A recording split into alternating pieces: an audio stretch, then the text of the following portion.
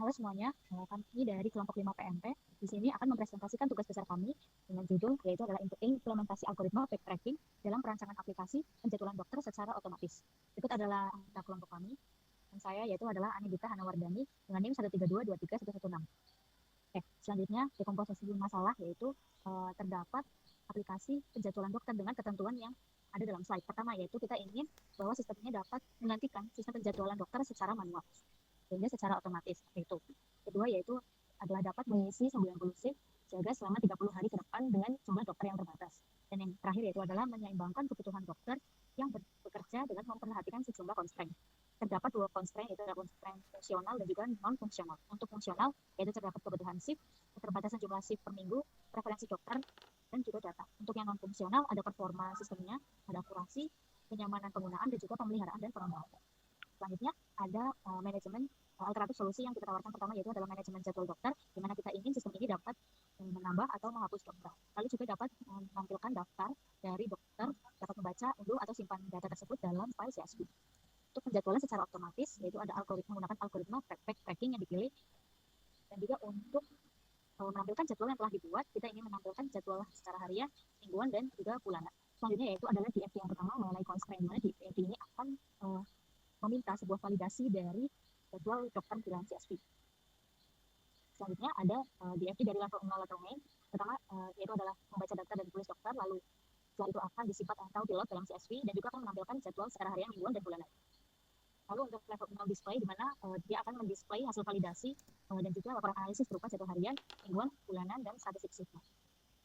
Untuk level 0 dari dokter manajernya, kita ini sistem ini itu dapat membaca data dokter, menulis data dokter, update dari data dokternya, lalu menghapus data dokternya. Setelah itu akan disimpan ke dalam CSV.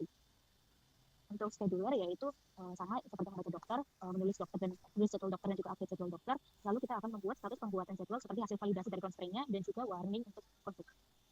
Selanjutnya ada search di mana ini untuk membuat sistem di mana dia itu dapat mencari dokter sesuai dengan kata kunci yang tiba. Lainnya adalah statistiknya, di mana dia itu akan menampilkan distribusi shift-nya seperti kayak keadilan shift per dokter, ada pelanggaran preferensi, jumlah shift per dokter, dan hasil validasi komprehensifnya. Selanjutnya di sini ada utils, di mana dia itu akan memvalidasi permintaan input aksi, dan apabila inputnya itu masih error maka akan dikembalikan ke admin sebelum dia itu akan masuk sistem utilitas dan helper, dan juga akan ditampilkan ke interface dan konsol. Di bawahnya itu terdapat level 1 dari DFG utils, di mana ada manajemen dokter, pembuatan jadwal secara otomatis, tampilan jadwal hariannya, mingguan, dan bulanan, statistik dan analisis, ada simpan jadwal dan muat jadwal CSV, edit jadwal secara manual, jadwal per dokter, dan juga spreadsheet. Selanjutnya akan dilanjutkan oleh teman saya, Julian Benedict. Halo, saya dengan Julian Benedict dengan NIM 132231110. Sekarang saya akan menjelaskan bagian-bagian dari flowchart tersebut. Pertama ini adalah bagian main C, yaitu flowchart ini menggambarkan sistem manajemen penjadwalan dokter yang komprehensif. Dimulai dari inisialisasi program dengan tampilan splash screen, diikuti oleh menu utama yang menawarkan berbagai opsi seperti manajemen data dokter, pembuatan jadwal otomatis, dan display. Nah, selanjutnya ada subsistem manajemen jadwal dokter atau manajemen dokter manager. Flowchart ini adalah menggambarkan sistem manajemen data dokter dan penjadwalan shift secara menyeluruh, dimulai dari pengelolaan data dokter seperti penambahan, penghapusan, pembacaan, dan penyimpanan ke file CSV, hingga penyusunan jadwal harian, mingguan, dan bulanan berdasarkan preferensi dan kapasitas shift. Selanjutnya adalah bagian constraint. Constraint ini adalah menggambarkan proses validasi penjadwalan dokter berbasis constraint, seperti pengecekan shift kosong, pemenuhan preferensi, serta deteksi shift yang berurutan yang tidak ideal. Setiap jadwal yang disusun diperiksa secara menyeluruh melalui iterasi per hari dan shift untuk mencatat pelanggaran tanpa mengganggu validitas data. Sistem memastikan alokasi dokter sesuai beban kerja yang adil serta mempertimbangkan preferensi pagi, siang, atau malam. Untuk scheduler ini, berdasarkan flowchart ini, sistem merupakan sebuah program komprehensif untuk penjadwalan dokter yang dioperasikan oleh admin melalui antarmuka konsol. Alur kerjanya mencakup fungsi-fungsi inti seperti manajemen data dokter tersebut yang tadi dokter manager, pembuatan jadwal otomatis yang mempertimbangkan preferensi dan batasan dokter, dan mempertimbangkan constraint-nya juga. Nah, yang terakhir adalah bagian display. Display ini adalah sebuah program penjadwalan dokter yang komprehensif, namun mempunyai fungsional utama untuk menampilkan manajemen data dokter yang meliputi proses penambahan, penghapusan, dan pemuatan, dan penyimpanan data ke file CSV. Dan yang terakhir adalah visualisasi jadwal dan analisis dan statistik juga. Selanjutnya akan dilanjutkan oleh Michael Sinaga. Baik, jadi pertama nama saya Mikael Ananta Sinaga dengan NIM 132231108. Kita masuk ke bagian detail implementasi sekarang. Untuk struktur data sendiri, jadi program yang kami buat itu memakai beberapa struktur data, di antara ada untuk struktur dokter, struktur shift, dan preferensi pengguna. Terus juga di program kami itu, kami memakai beberapa konstanta yang kami definisikan sebagai kebutuhan batasan pada program yang telah kami buat. Pertama untuk struktur dokter sendiri, ini fungsinya untuk menyimpan data individual tiap dokter yang dibutuhkan untuk proses penjadwalan. Sekarang untuk struktur shift yang kedua, itu bakal dipakai untuk merepresentasikan shift tertentu pada suatu hari tertentu, serta juga dokter siapa yang ditugaskan pada shift tersebut. Struktur ketiga ada user preferences. Nah, di struktur ketiga ini bakal dipakai untuk nyimpan konfigurasi pengguna seperti alokasi file dan juga parameter penjadwalan. Terus berikutnya ada kontata global yang kami pakai. Ini ada max dokter yang pertama ini buat batas maksimal dari program kami. Itu kami set hardcoded 50 dokter. Terus ada juga max dokter per shift, ini jumlah maksimal dokter yang bertugas dalam satu shift. Terus ada total shift, ini buat total shift dalam sebulan. Ini kami buat 90 karena 30 dikali 3. Terus ada max consecutive days, ini buat batas maksimum hari di mana dokter itu bisa dijadwalkan secara berturut-turut. Terus yang terakhir ada min rest hours, min rest after night, ini untuk logika sekedar untuk validasi validasi. Oke, next. Jadi intinya program yang kami buat itu kami rancang modular dengan algoritma backtracking. Ini kami rancang untuk jadwalin dokter secara otomatis. Jadi bakal dibagi jadi seperti yang terlihat di slide, 6 fungsionalitas utama yang bakal dijelasin satu persatu. Pertama ada manajemen data dokter. Jadi intinya sebelum penjadwalan data dokter itu harus dimasukin. Terus tiap dokter itu juga harus punya nama, batas shift mingguan, dan preferensi shift dia mau pagi, siang, atau malam. Untuk fungsi-fungsi utama yang digunakan, seperti yang terlihat pada slide, ada tambah dokter. Ini untuk tambahin dokter berdasarkan input pengguna. Terus ada hapus dokter buat ngapus dokter, dari namanya kita bisa cari. Terus tampilkan daftar dokter, ini buat mencetak daftar dokter beserta preferensinya. Terus bisa juga baca dokter dari CSV, simpan dokter ke CSV. Ini buat alokasi file bisa muat dan juga menyimpan data dokter yang udah dibuat ke file CSV. Terus ada pembuatan jadwal otomatis, ini yang kedua di bawahnya. Ini fitur inti dari program yang udah kami buat. Ini pakai backtracking. Jadi intinya si buat jadwal otomatis ini bakal inisialisasi sebuah array jadwal, terus dia memanggil prosesnya berulang secara rekursif. Terus ada fungsi solve jadwal. Ini buat ngisi shift satu persatu per dokter dengan bakal nyoba kombinasi dokter yang dimasukin. Terus ada apakah alokasi valid. Ini buat ngecek aja sebenarnya apakah penempatan dokter di shift itu valid dengan concern-concern yang udah dibuat seperti batas shift mingguan, tidak 2 shift per hari, ada jeda, dan juga sesuai sama preferensi tiap dokternya. Kita tampilan jadwal dulu. Setelah jadwalnya dibuat, kita tuh pengen kan usernya itu bisa lihat di berbagai format yang enak. Jadi ada fungsi tampilkan jadwal harian, mingguan, bulanan, dan juga per dokter. Ini ke bagian statistik dan analisis jadwal. Nah, jadi di bagian ini bakal dipakai untuk mastiin jadwal yang dihasilkan itu adil dan masuk akal. Ada fungsi-fungsinya. Yang pertama itu tampilkan jumlah shift per dokter. Ini buat intinya total shift per dokter aja sih. Terus tampilkan distribusi shift buat nampilin distribusi shiftnya dari pagi, siang, malam per dokternya. Terus ada hitung pelanggaran preferensi. Ini sesuai dengan fungsionalitas yang disertakan sebagai tugas besar ini perbanyak shift yang melanggar preferensi. Terus analisis keadilan ini sekedar buat nilai apakah distribusi shift yang sudah dibuat itu merata antar dokter. Baik, sekarang kita masuk ke bagian modularisasi dari program. Jadi program penjadwalan dokter yang sudah kami buat ini kami buat pakai pendekatan modular di mana dibagi per file fungsionalitas yang berbeda-beda.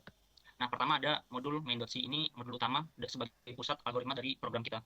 Di mana ini bakal bisa kayak yang udah dibikin di slide, nampilin splash screen awal, jalanin menu utama, ngarahin setiap pilihan menu ke fungsi-fungsi, terus juga bisa mengelola kondisi pengecekan apakah dokter udah tersedia atau jadwal udah dibuat atau belum gitu. Nah, next ada modul daftar manager, ini sepaket sama daftar.h buat header filenya. Terus ya, di daftar manager ini ada fungsi utama seperti nambahin dokter baru dengan tadi fungsi tambah dokter, bisa hapus dokter, bisa juga nampilin dokter pakai fungsi tampilkan daftar dokter, bisa juga baca atau simpan ke file CSV gitu. Nah, next ada modul scheduler. Ini sebenarnya fungsi utama dari program algoritma backtracking yang udah dibilang sebelumnya. Uh, Fungsi pada modul ini yang utama mencakup inisialisasi array shift jadwal pakai fungsi inisialisasi jadwal. Terus habis itu penjadwalan otomatis itu bakal dipakai gunain algoritma backtracking pakai fungsi solve jadwal. Habis itu validasi penempatan dokter pakai algoritma backtracking akan dicek lagi pakai fungsi yang udah dibuat, itu apakah lokasi valid, dan bisa edit jadwal manual juga pakai fungsi edit jadwal manual. Bisa juga kami sertakan bisa kayak yang tadi dibilang bisa dicari entah dari nama dokter atau pertanggalnya. Bisa juga baca jadwal dari CSV atau simpan jadwal yang udah dibuat ke CSV. Ada modul display, ini sebenarnya untuk nyajin informasi kepada user. Ini bisa nampilin jadwal untuk tadi harian, mingguan, bulanan, atau per dokter. Terus juga bisa nampilin statistik distribusi shift, juga pelanggaran. Terus bisa juga analisis keadilan. Next ada modul utils, ini buat jadiin fungsi pendukung kayak interface user ke terminal. Interface yang udah kami buat ke terminal itu ada seperti fungsi-fungsi umum. Clear screen, bersihkan layar, print line, get input untuk validasi input bilangan bulat, confirm action, bisa juga show spinner untuk animasi loading gitu. Terus next ada modul types.h. Modul types ini sebenarnya buat definisin semua struktur data yang udah dipakai antar modul. Baik, terima kasih Mikael untuk pemaparannya. Salam kenal Pak Hilton dan teman-teman semua. Saya Benaya Siagian, NIM 132230099. Pada kesempatan ini saya akan mendemonstrasikan cara kerja program sembari menjawab dan menjelaskan apakah program kami mampu menjawab permasalahan utama RS semoga sehat selalu beserta aspek-aspek non-fungsional yang diharapkan. Mari kita compile terlebih dahulu dengan Makefile. Baik, di sini sudah berhasil. Kita akan langsung masuk ke dalam menu utama. Di sini kita menguji fungsi pertama itu manajemen data dokter, menambah, menghapus, dan juga menyimpan data ke file CSV. Di sini kita lihat dulu masih kosong. Kita akan menambahkan misalnya di sini Dr. Hana. Kemudian kita menambahkan juga Dr. Julian. Angka-angka yang valid. Kemudian kita akan menambahkan juga Dr. Mikael Anata Jogi. Ini untuk membuktikan apakah program ini bisa menghandle ketika namanya terlalu panjang. Oke, bisa dilihat bahwa penambahan dokter sudah berhasil. Kita akan mencoba menghapus dokter, misalnya Dr. Julian di sini. Kita konfirmasi dan Dr. Julian sudah tidak ada. Kemudian kita akan memuat data dokter dari file CSV. Baik, di sini misalnya sudah ada di daftar dokter di sini, yaitu nama-nama pemain basket ya. Nah, di sini akan saya copy paste ke dalam file dokter.csv di sini. Kemudian kita akan memuat data tersebut.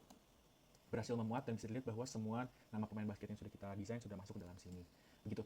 Berikutnya adalah kita bisa juga tambahkan nama, misalnya tadi Dr. Julian yang kita hapus. Oke, berhasil ditambahkan. Nah, kita bisa menyimpan daftar dokter baru ini dengan dokter yang sudah kita tambahkan secara manual ke dalam file CSV. Oke, kita akan menguji nomor 5 akan menyimpan ke file CSV. Di sini kita akan masuk ke data sampel daftar dokter.csv. Di sini kita sudah sesuai ya, data kemudian ke sampel ke daftar dokter.csv. Nah, di sini sudah ada Dr. Julian. Oke, artinya sudah terbukti. Berikutnya kita akan menguji pembuatan jadwal otomatis. Ketika tidak ada dokter, maka ya tidak bisa membuat jadwal otomatis. Sehingga secara otomatis kita membutuhkan beberapa daftar dokter. Kenapa 5 shift? Karena menurut definisinya dan juga menurut regulasinya, satu shift itu biasanya didefinisikan sebagai 8 jam. Dan seorang pekerja itu tidak boleh bekerja lebih dari 40 jam per minggu. Kita akan save ke dokter.csv. Kita save, kita muat lagi datanya. Berhasil ditampilkan. Kemudian kita akan membuat jadwal otomatis. Kita mau setiap shift itu minimal ada satu dokter misal, dan berhasil. Di sini salah satu fitur utama kami adalah pengecekan constraint, di mana kami mengecek apakah setiap constraint sudah kami tentukan itu terpenuhi atau tidak. Nah, perlu dipahami bahwa constraint ini ada stratanya, ada hierarkinya, ada prioritasnya. Ada constraint yang lebih penting, ada constraint yang kurang penting, seperti preferensi. Nah, constraint penting ini harus terpenuhi, seperti yang sudah tertera di spesifikasi tugas besar, yaitu bahwa satu shift minimal ada satu dokter dan semua shift harus terpenuhi. Kami juga menambahkan constraint tidak boleh suatu dokter bekerja secara berturut-turut, misalnya dari siang dan malam itu bekerja non-stop, atau malam hari sebelumnya ke pagi setelahnya itu bekerja non-stop. Baik, sekarang kita akan mengetes menampilkan jadwal harian. Misalnya jadwal harian di hari ke-7. Nah, jadwal mingguan juga bisa ditampilkan, misalnya minggu ke-4. Dan juga jadwal bulanan untuk menampilkan semuanya. Dapat dilihat di sini bahwa dari 90 shift yang ada, sama sekali tidak ada shift yang kosong atau tidak ada dokter yang bertugas di sana. Gitu. Baik, berikutnya kita bisa menguji kembali salah satu test case yang menurut saya menarik, yaitu ketika tidak ada dokter yang mau mengambil shift malam. Nah, di sini menarik nih karena akan terjadi konflik kepentingan dan juga preferensi antar dokter ya. Nah, di sini saya akan memasukkan nih, kemudian kita akan muat datanya kembali. Oke, bisa jadi pelanggaran constraint, yaitu constraint opsional atau preferensi gitu. Jadi ada dokter-dokter yang preferensinya itu dilanggar. Dan berikutnya kita akan mencoba lagi, misalnya kita muat dulu seperti biasa, kemudian kita keluar, kemudian otomatis. Nah, di sini karena ada berbagai konflik yang terjadi ya, bisa dilihat di sini tidak dapat mengisi shift pagi, shift siang, shift malam. Mengapa? Karena dengan konfigurasi seperti ini, maksimal shift pagi, siang, malam, terpaksa beberapa dokter itu bekerja secara konsekutif gitu. Jadi berturut-turut 2 shift, sedangkan itu tidak diperbolehkan. Jadi dapat disimpulkan bahwa dari tujuan kami yaitu mengatasi konflik penjadwalan shift dokter di area Semoga Sehat Selalu dengan solusi otomatis berbasis algoritma backtracking dengan memastikan distribusi adil sesuai preferensi dan batas kinerja itu dapat tercapai. Keunggulan program kami adalah pertama modular karena terstruktur dalam beberapa file terpisah, fungsionalitasnya lengkap, dapat menyimpan data dokter, menghasilkan jadwal 90 shift dengan memperhatikan constraint, tampilannya fleksibel. Kemudian kami juga bisa menganalisis distribusi shift dan pelanggaran preferensi sebagai fitur tambahan serta mengedit secara manual. Kesimpulannya adalah backtracking efektif untuk skala kecil. Hal ini sudah kami bandingkan dengan algoritma lain di paper-paper yang kami temukan dengan mencoba semua kemungkinan solusi hingga optimal. Bahwa untuk kebutuhan ini secara khusus RS Semoga Sehat Selalu, menurut kami backtracking adalah solusi yang paling optimal. Meski tidak paling cepat, namun program berhasil mewujudkan sistem yang adil, otomatis, dan sesuai kebutuhan. Karena tingkat kompleksitas program ini sangat bergantung pada jumlah constraint yang kami tetapkan. Seperti yang sudah dijelaskan di paper yang kami tulis, apabila jumlah constraint-nya semakin banyak, maka backtracking ini akan jauh menjadi lebih efektif. Namun, apabila constraint-nya semakin sedikit, maka kompleksitas waktu akan meningkat. Berikutnya, kami ada beberapa saran yang dapat kami ajukan untuk pengembangan program ini berikutnya oleh RS Semoga Sehat Selalu.